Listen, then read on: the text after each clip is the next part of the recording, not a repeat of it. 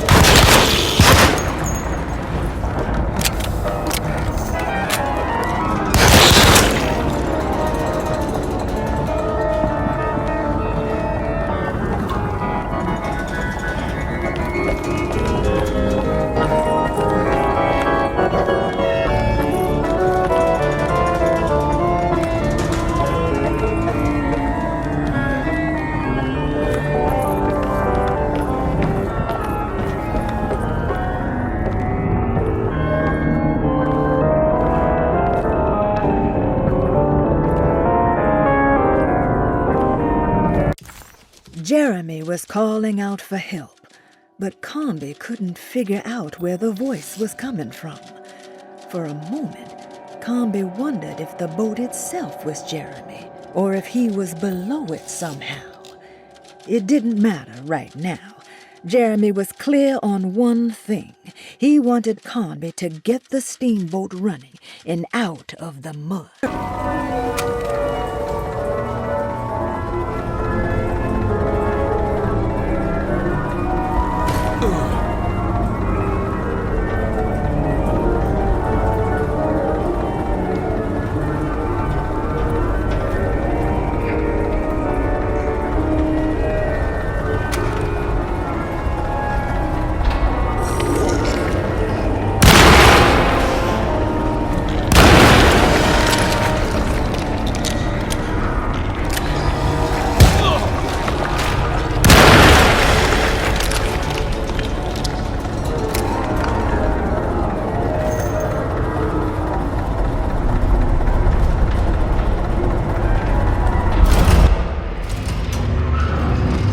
Whoa!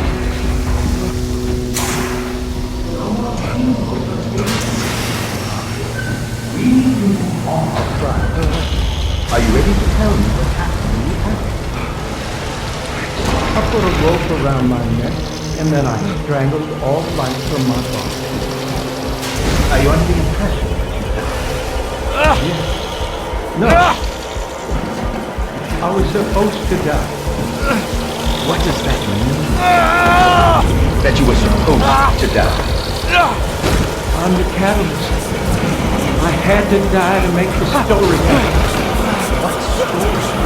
What are you referring to, Jeremy? 30 years ago, Frederic needed me to die. You're not making any sense, Jeremy.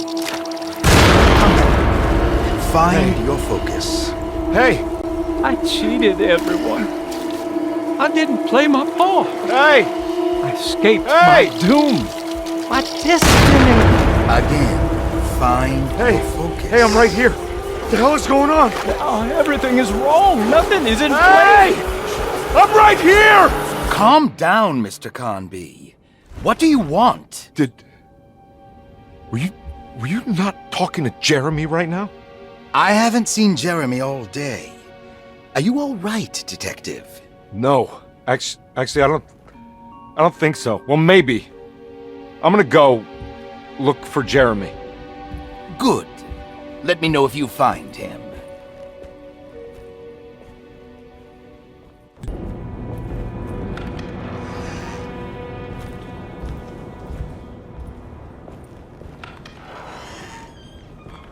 Surprisingly neat. Maybe I've been selling that old barfly short.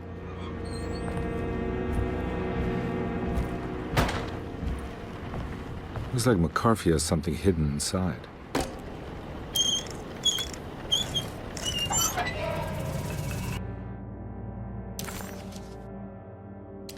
Why would McCarthy lock this up? Was he trying to keep Grace from completing the shame?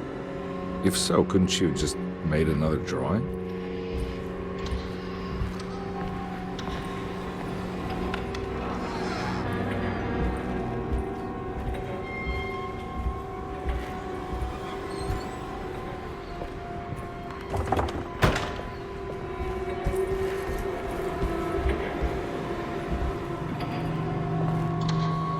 What the hell happened in here?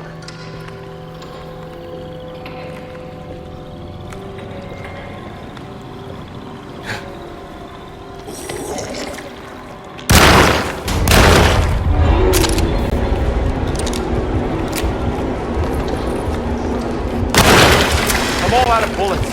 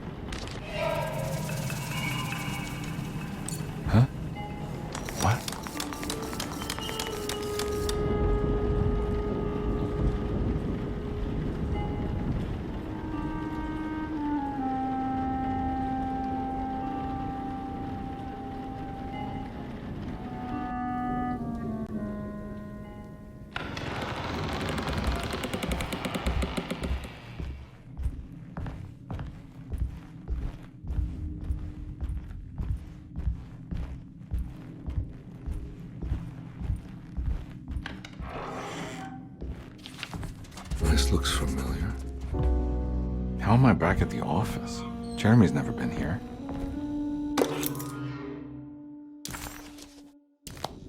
That's me, isn't it? How long had it been since I drowned myself in drink and depression? It had all felt so peaceful, slipping away into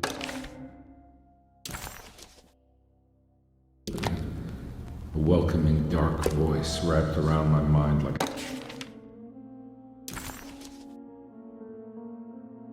heavy blanket. It turned off suddenly as I woke up from the sound of my office door closing shut. A messenger had left a telegram from Mrs. Saunders. She had a lead on where to find her husband and her kidnapped daughter.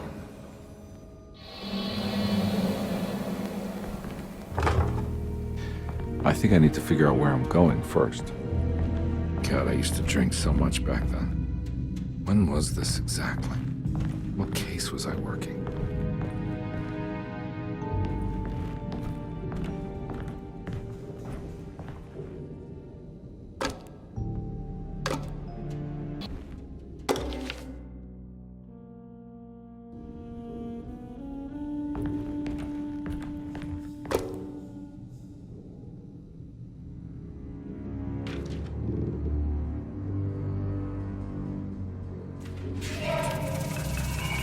I remember this case.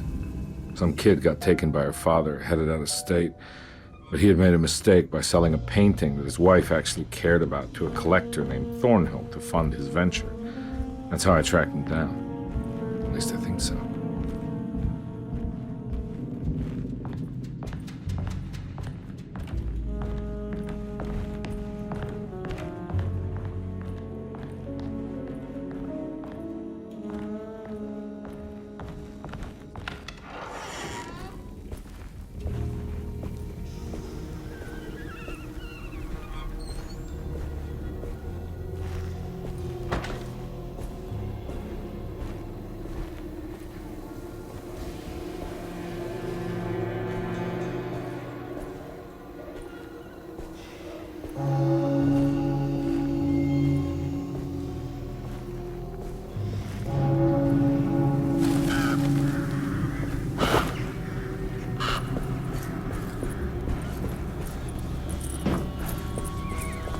Thornhill wasn't a bad man, but he had principles keeping him from handing out information about his deals. So it needed some convincing.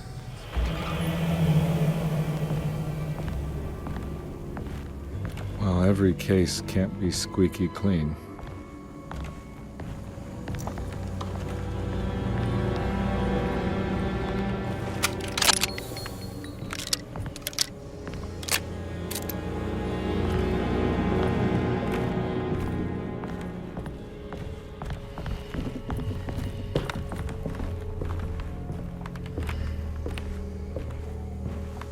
Mr. Saunders had sold a valuable painting to Thornhill, hoping the money would carry him to wherever he was going.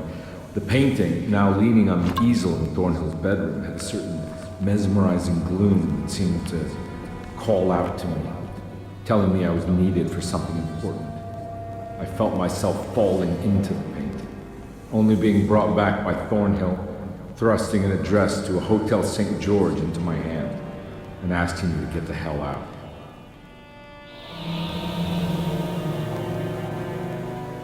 I don't remember this at all, but I can't say it didn't happen.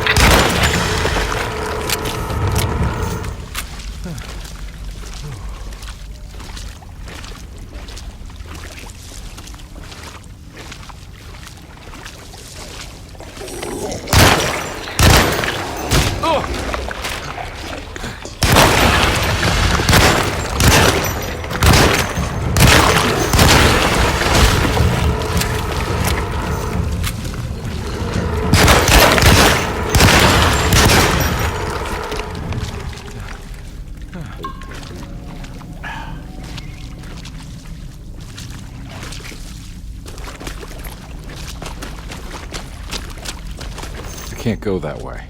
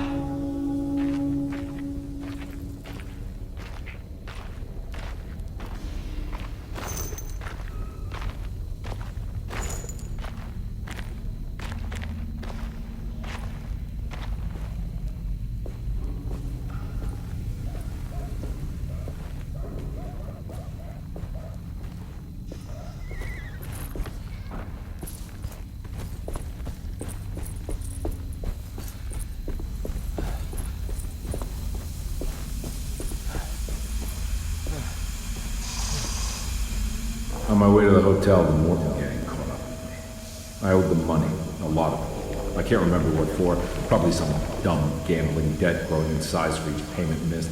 I punched one of them out, and I sent the others packing. It was a stupid move. They'd be back.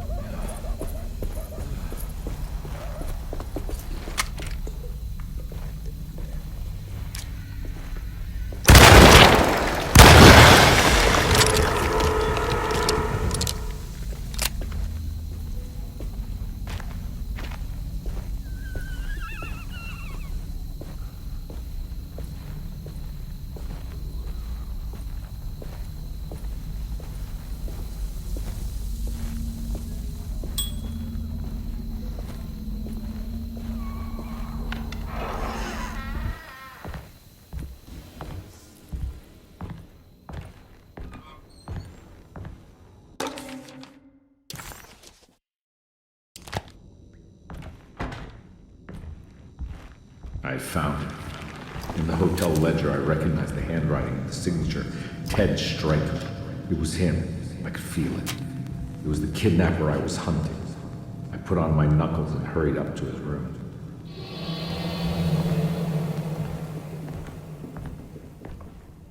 Something about that name, Ted Stryker. The bell. Feels vaguely familiar.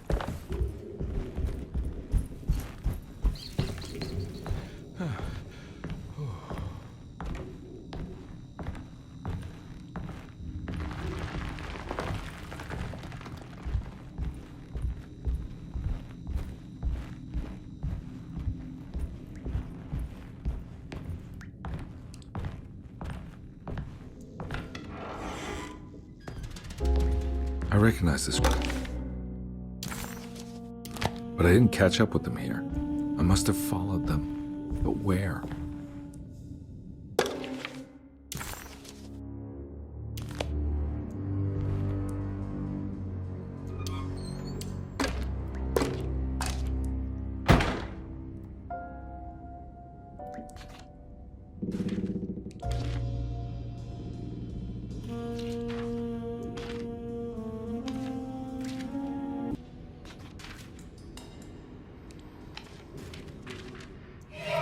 That's right, he was running away, ditching his old life and marriage in New Orleans to find something better in Tallahassee.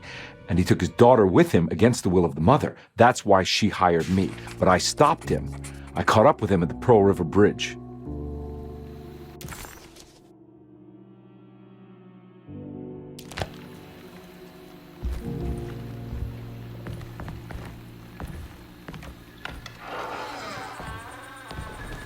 Pearl River.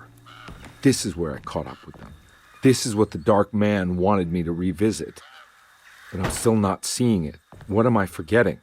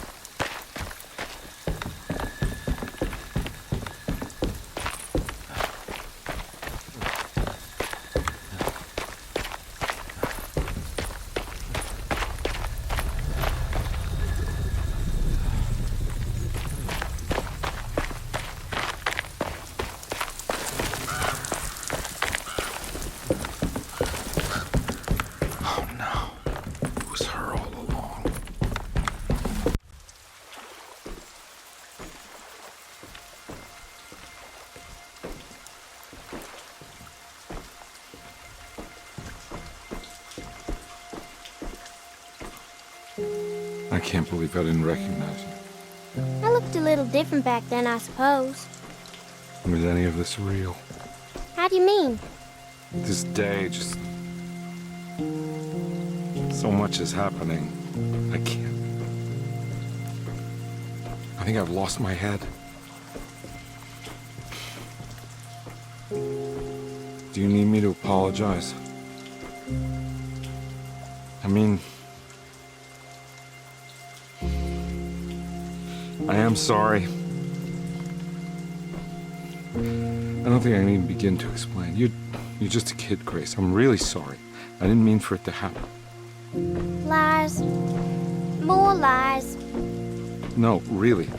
I thought I was being a good guy by handing you over to your mother. I didn't know. I couldn't have known that she wouldn't care about you.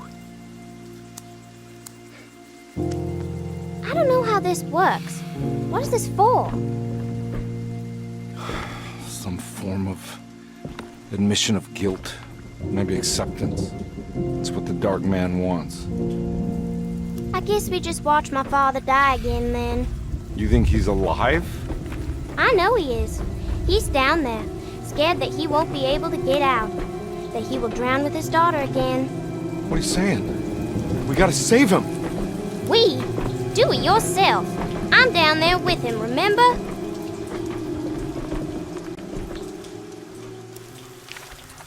Can I really save them? This all happened so long ago. I have to find a way to get... There must be a way to save you both, right? Why else would I be here? Maybe the Dark Man just likes it when you suffer. There was a boat at the house where I entered. If I can raise the... Don't worry, kid. I'll think of something. I'm not holding my breath.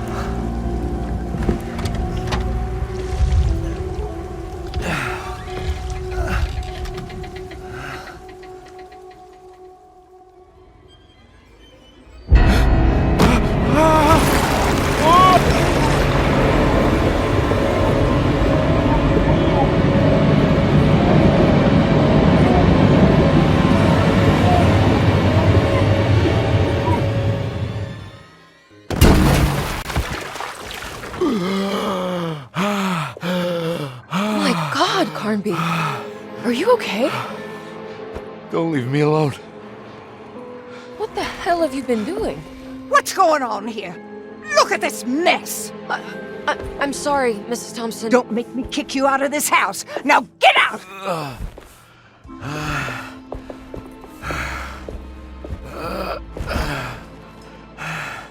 Hey, Detective.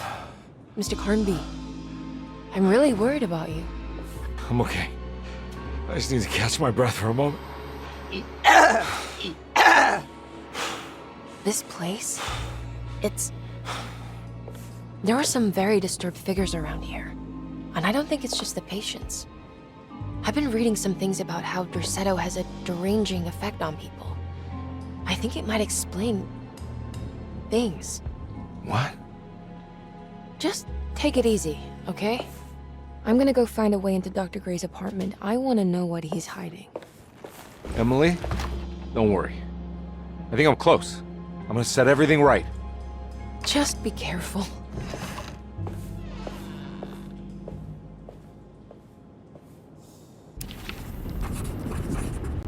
Carnby had run their car off the bridge.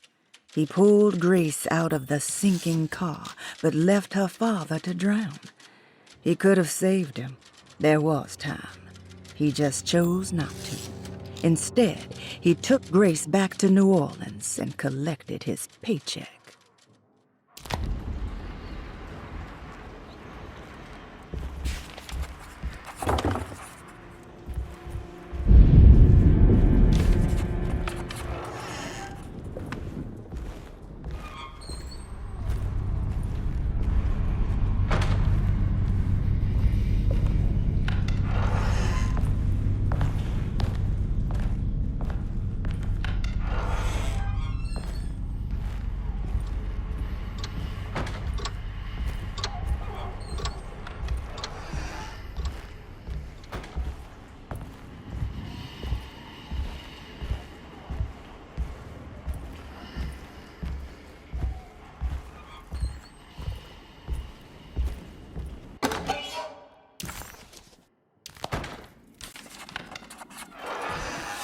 Detective, am I glad to see you. Lock the door, will you? I don't think Dr. Gray would appreciate us snooping around. What's going on here? This feels so strange.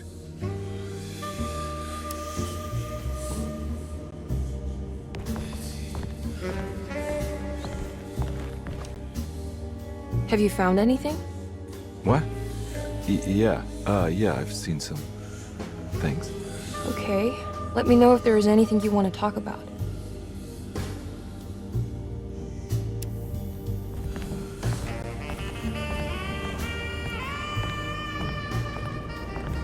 There's a book missing.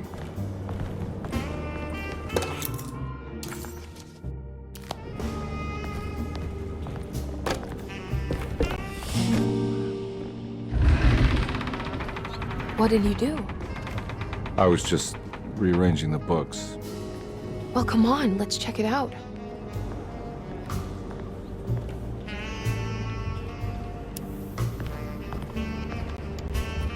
I think I'm beginning to understand.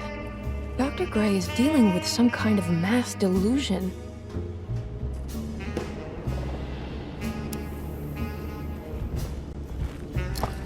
That mark on the floor looks like... Good to finally meet you, Mr. Hartwood. I'm here on the behalf of your brother Philip. You were expecting me, weren't you? Yes, you're from DeSoto, no? That's right. I just wanted to ask you a few questions to see if there is anything I can do to help you and your family. Okay. I understand you're full of imagination. You make up a lot of things. I suppose. And you obsess over them, blurring reality and fiction. Sometimes. Do you want to tell me about the Dark Man? No, I don't. That's all right. Perhaps there is something else you can tell me. Something you know to be made up, but you hold dear. Juan? John? Who's John? No, Juan Luis Jorge. Oh, wait there a moment. Here, take a look. Is he... Oh, he is the author. It's a magnificent book. Life-changing even. The real Juan is long dead, but I like to think of him as my friend. My most beloved friend. I see. Do you often do this? Fantasize about people you read about? No. Well, there is Jacob. Who is Jacob? Turn to the last page. Oh, it's... talisman positions, but from which direction should I look at it?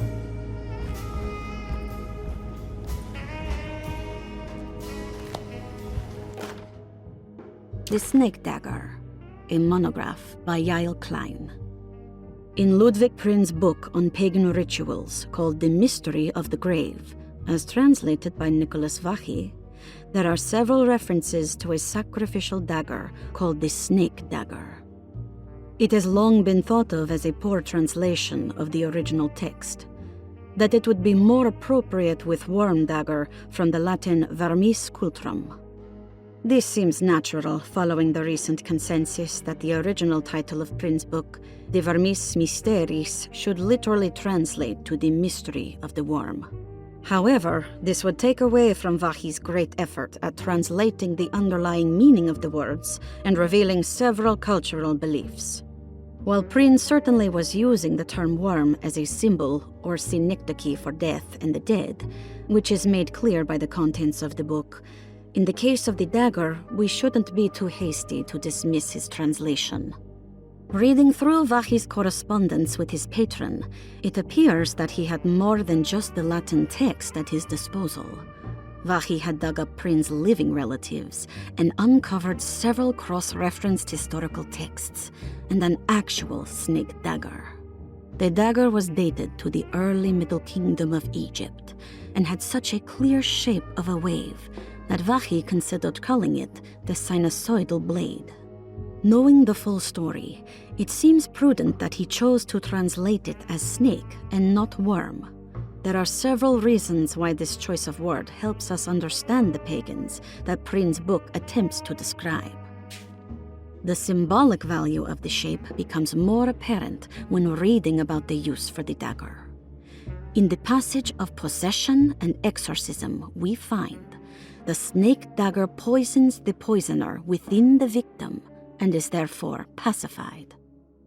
Where the literal text would tell us that the worm dagger trumps the demon possessing the victim, it tells us nothing of their reasoning, only that somehow this dagger wins against the demon, like it had the better hand in poker.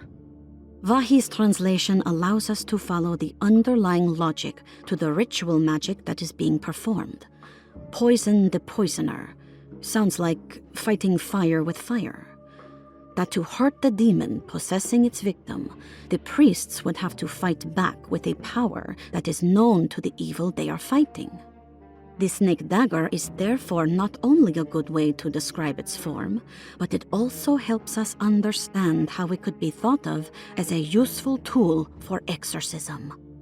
Finally, it also helps us understand their relationship to lunacy, that it was thought of as something poisoning the mind rather than controlling it. What is also interesting to note is that the possessed are always considered poisoned in their head and not their heart. The snake dagger always went to the eye of the possessed, leaving them partially blind, if they had the good luck to survive.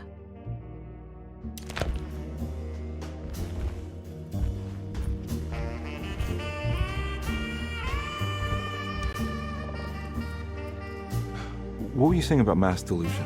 Derceto seems to have a deranging effect on people living close by.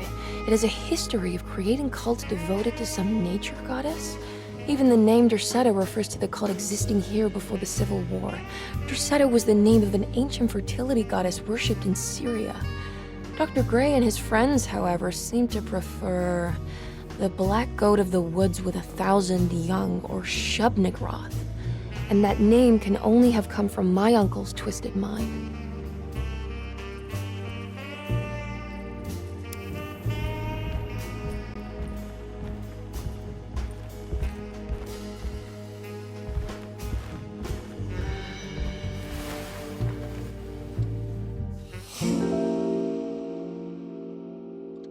Huh.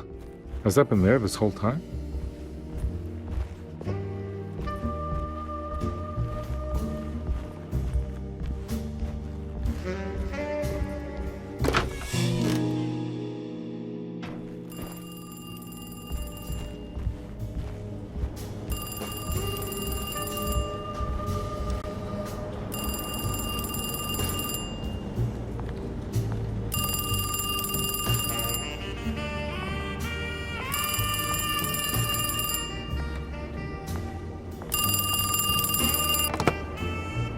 Hello?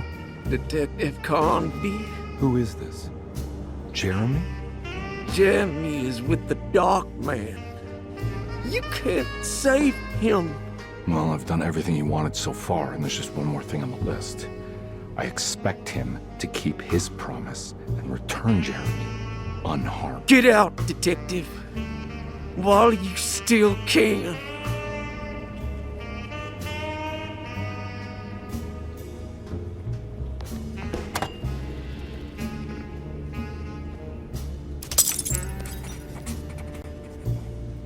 Detective Conby wanted nothing more than to make sense of it all. But clearly, that was not in the cards right now.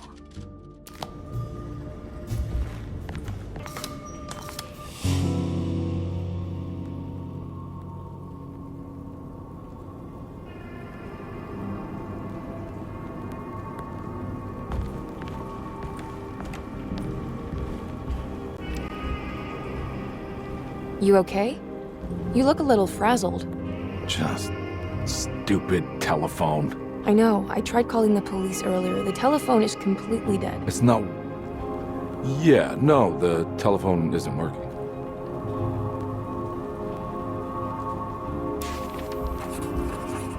Detective Conby was worried Emily could tell, that she could see the madness written on his face.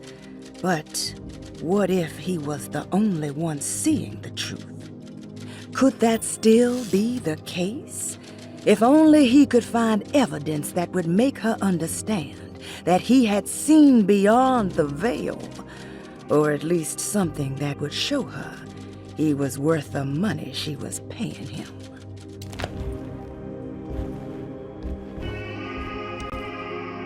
Miss Hartwood, I think you're gonna want to see this.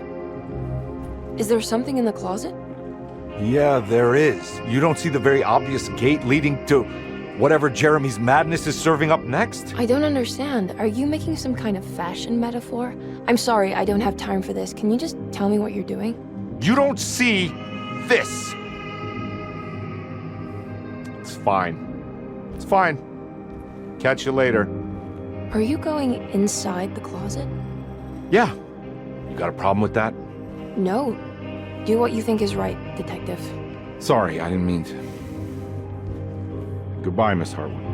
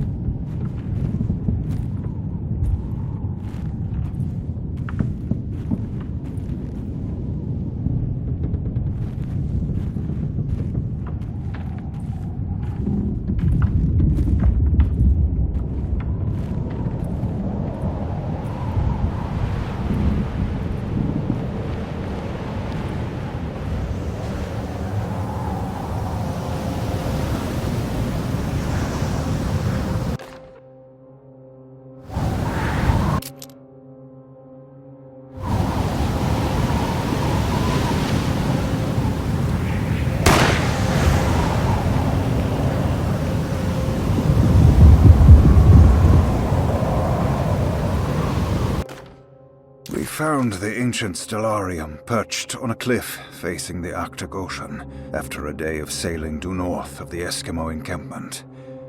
Jacob van Oostad was our most keen member of the expedition. He had been chasing down the source of a peculiar type of crystallized metal present in several sacred items among the natives on the northeast coast of Greenland. The site was a remarkable find for any explorer, and we were all enraptured in our search for enlightenment and meaning.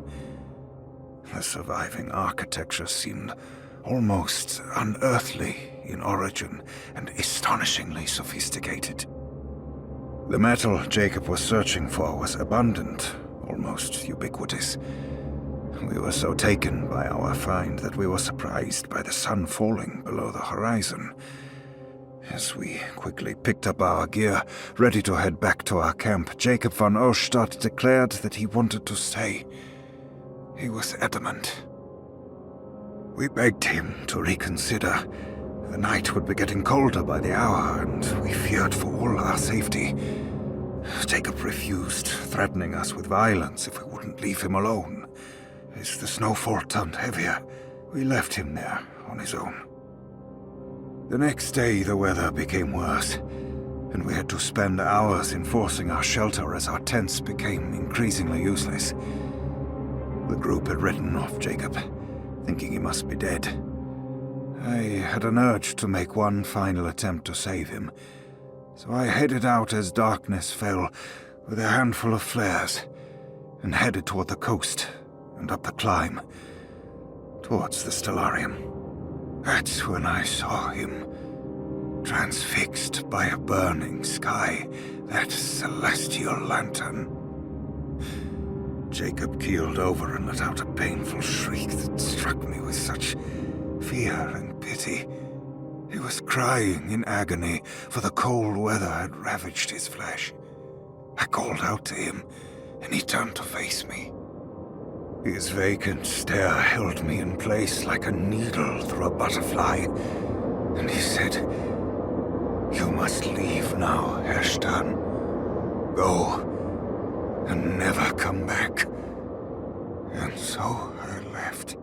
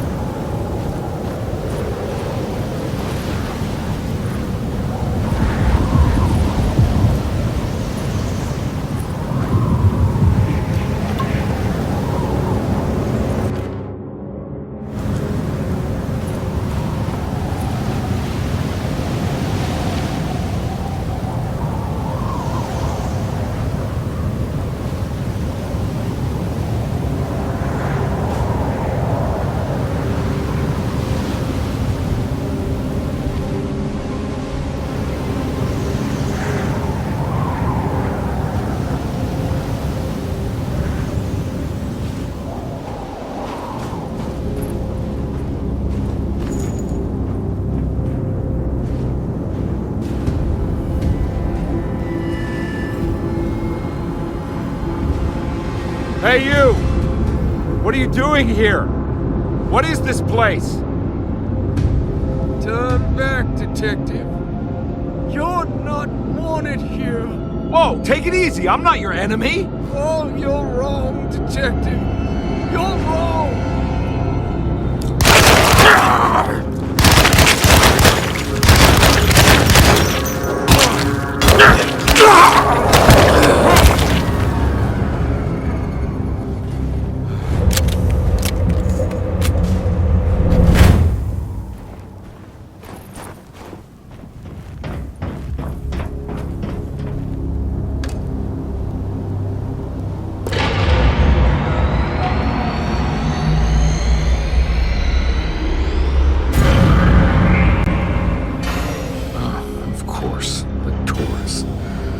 Figured you wouldn't want your stars aligned, Jeremy, or maybe that is what you need to temper that mania of yours.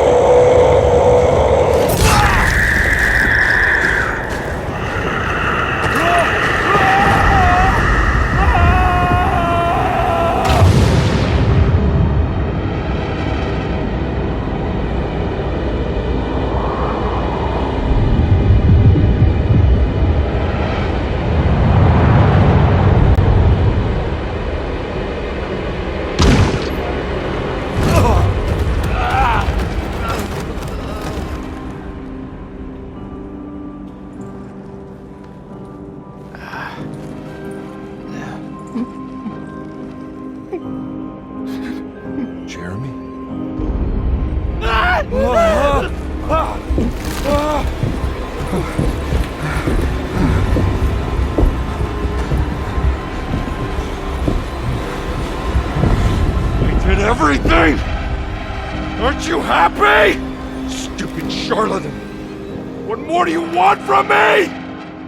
You want me to lose my mind? Oh, my lord! Doctor! Baptiste! Quick! Jesus. What were you thinking, compadre?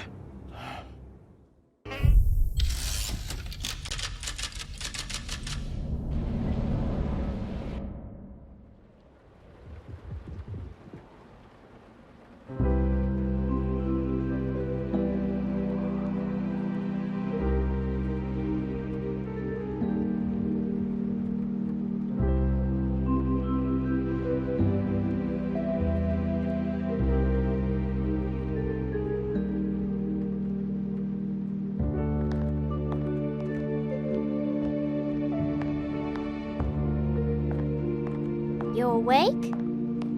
You are awake. Mr. Conby's up. Hey, buddy! I thought you'd be knocked out for the rest of the night. Come on out and join us, will you? I'll save you some gumbo. Good to have you back. You gave us all a good scare. What happened? You had a psychological breakdown. Sorry for manhandling you, but you were being violent, you see. You stabbed Jeremy and then punched Dr. Gray. Are they okay? Jeremy's a little strange, but everything's back to normal. Really? All thanks to you, combat. You want to try standing up?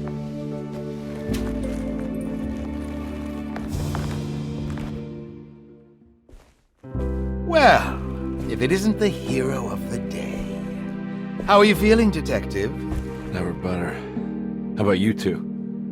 Hey, Jeremy, I didn't do too much damage, did I? Things are fine. Very quiet. What's up with him? Painkillers? No. You see, despite you having the finesse of a one-eyed butcher, you managed to lobotomize dear Jeremy. I did what? It's actually quite impressive. It's not like I hadn't considered it myself. I just wish Jeremy could have been helped without reducing his personality to that of an oyster. But he's gonna live. Of course. As long as someone keeps feeding him, he'll outlive the best of us.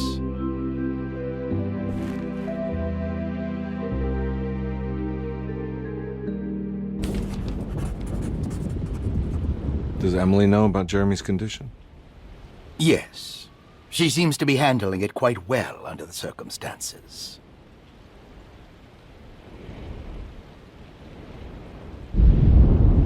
Does she still want to take Jeremy away from Derceto? I will have to insist that you do. This is not that kind of institution.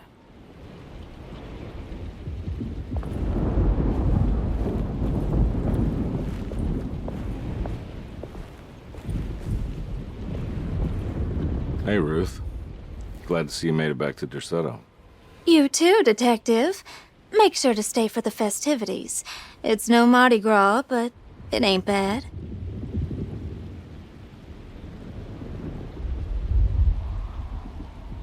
You seen Emily around?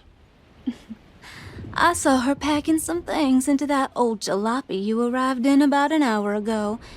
I'm sure she hasn't given up on you yet.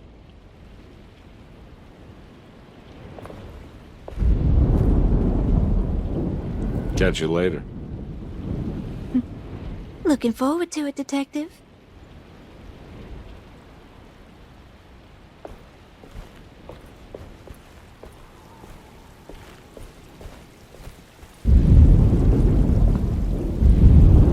Good to see you back on your feet, Detective.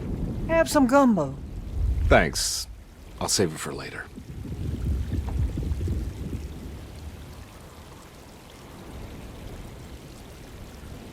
Seems like everyone's in a pretty good mood. The Eve of St. John is the most important date of the whole year. It's the only day when the black goat of the woods tends to her young.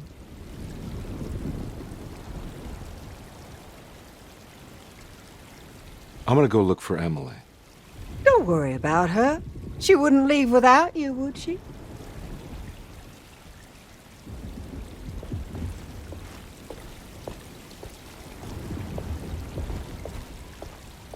All right, tell me, what the hell's about to happen here?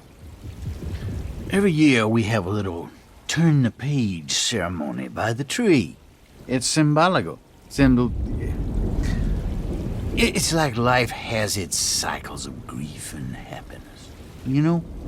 Just like a tree facing the seasons. Things change, but remain the same.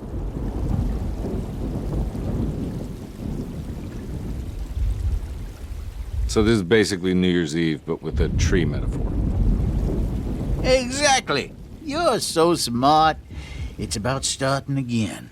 I mean, you could use a positive message like that more than a bunch of lunatics like us.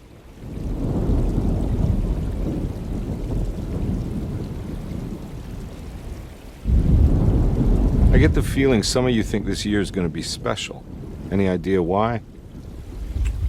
Well, we got some new words, thanks to your buddy Jeremy, and some other changes to the program. Let's just say we're all in this year.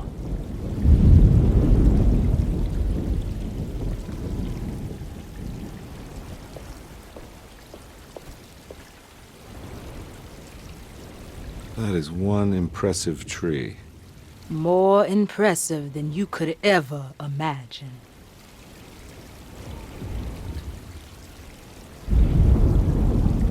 So how does this all work?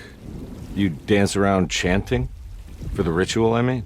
Stay and find out, Detective. It might just do you good.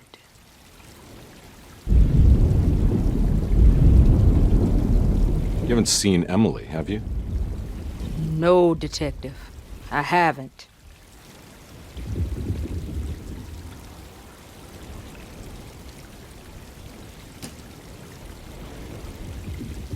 Everyone knows what to do? Y'all know the new words. Mrs. Thompson, we talked about this.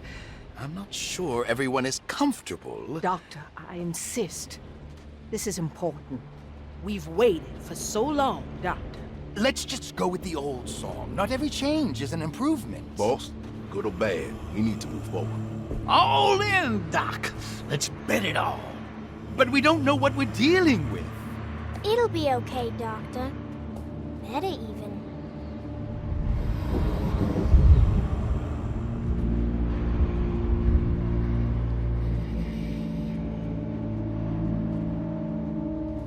Now there are praises in abundance to the black goat of the woods. Hear us, brother. Take pity on us. Take pity on us. Hear us, mother. Take pity on us. Hear us, Mother, and take pity on us. Take pity on us.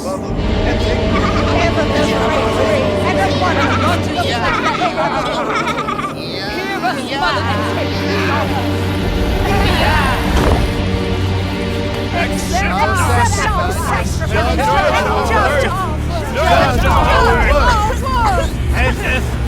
Stop! Are you crazy? This here's what needs to happen, Cosby. Grace! Stop! Stop! Shoot the ground! Shoot the ground! Stop in the ground! Yeah!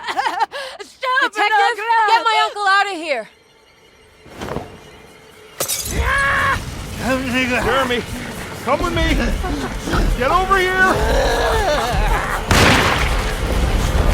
Jeremy, come with me! Jeremy, come here! No! There has to be another one! No!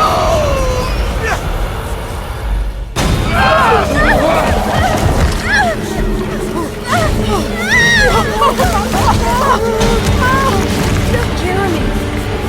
Come on.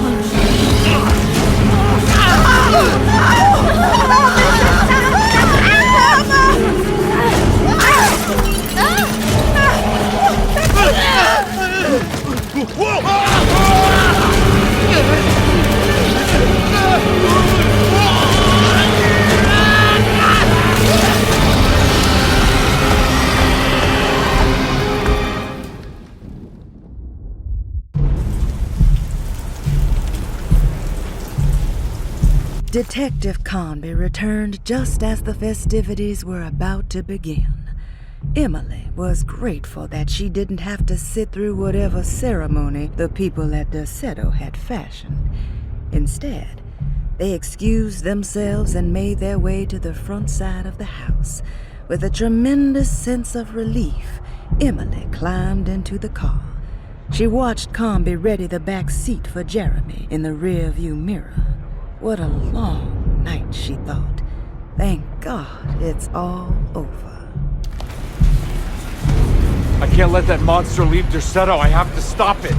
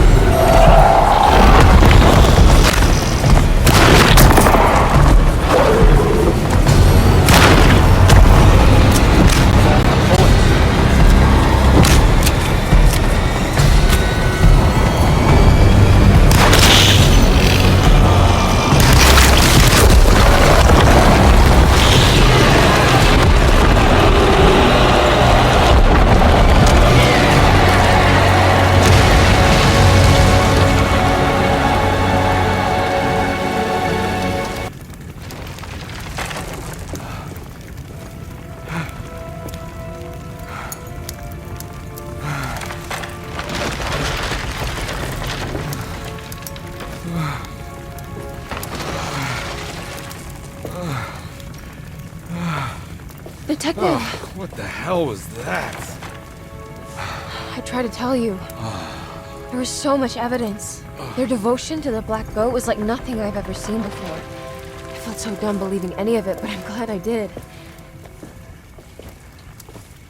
Are you okay? Everything is out of order. This isn't the way the story goes. I shouldn't be alive. Yeah. Well, you're welcome, buddy. How are you doing, sweetie? I kinda like it. You ruined everything, but I'm not mad.